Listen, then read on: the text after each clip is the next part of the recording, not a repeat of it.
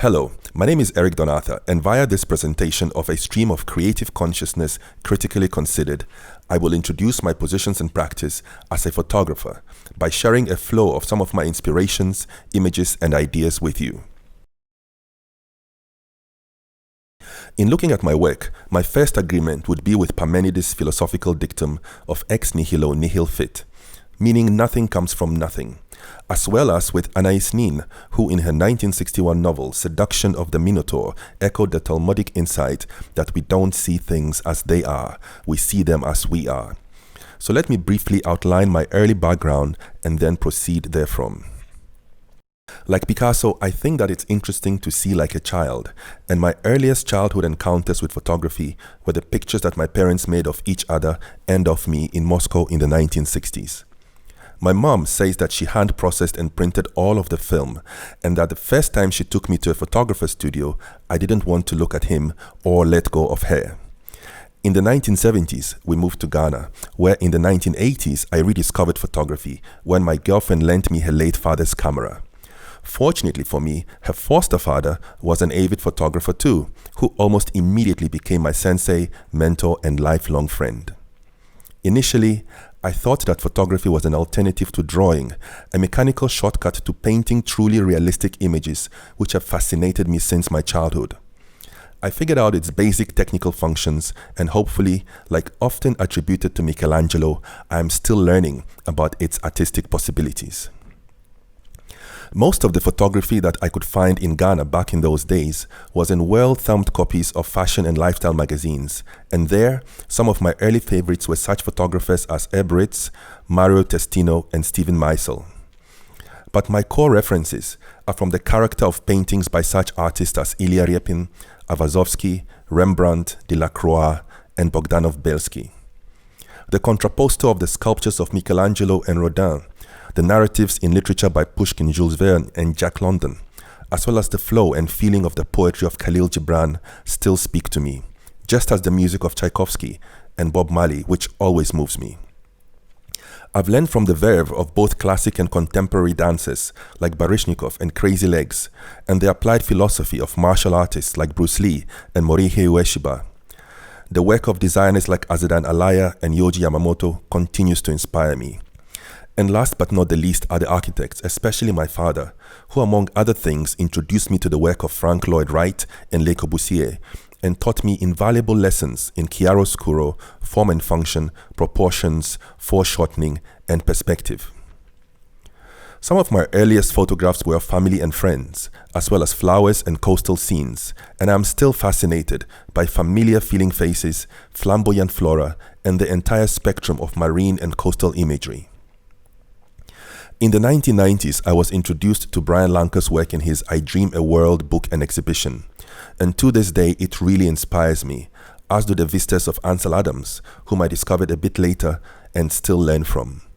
In time, the work of Sebastião Salgado also came to resonate with my attention, respect, and admiration. My notable moment of realization of the special relationship between sound, light, and love came when I asked Stevie Wonder how he might appreciate my photographs of him that he'd commissioned. And he told me that he'd do it by listening to the sounds of his loved ones' reactions to them. I lost almost all my photographs of Stevie, but his words still resonate in harmony with me through my lens in motion photographs, and they encourage me to address the question of how, like Beethoven, who overcame his loss of hearing, a photographer might work despite a loss of sight, like the visually impaired Ghanaian sculptor Sakakwe tried to. When I realized that I spend more time in transit to and from subjects than actually being with them, I started photographing street scenes in traffic from my car. In a way, that might be similar to what I've come to learn that Gary Winogrand, Lee Friedlander, Richard Sandler, and Barbara Davidson all did in various ways. This mounted Zen archery style of capturing moments in motion is what I've adopted as one of my current practices of photography. In her 1964 diary, Susan Sontag noted that art is a form of consciousness, and in critically looking at my photographic methods from photo sculpting to photo flowetry in terms of how they reconcile their intended, intuitive, and interpreted meanings, I often find that after years of practice, I still don't always get the exact results that I consciously envisioned or expected. There's almost always something more, a revelation of sorts, which is often very pleasant, but at other times, the truth is that it's not.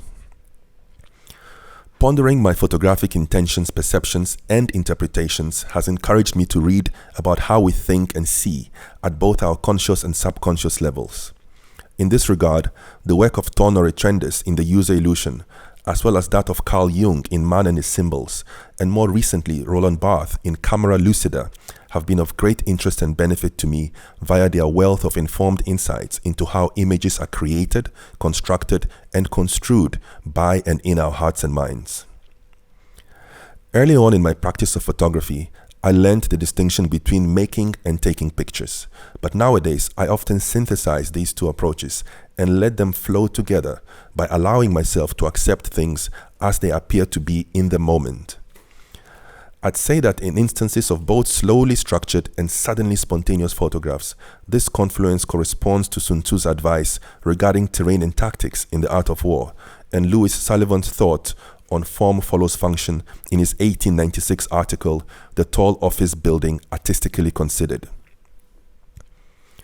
To be more than the sum of its parts, all of a photograph's chosen elements are sine qua non or essential to the integrity of their combined value. Just like every sound in a song or a symphony.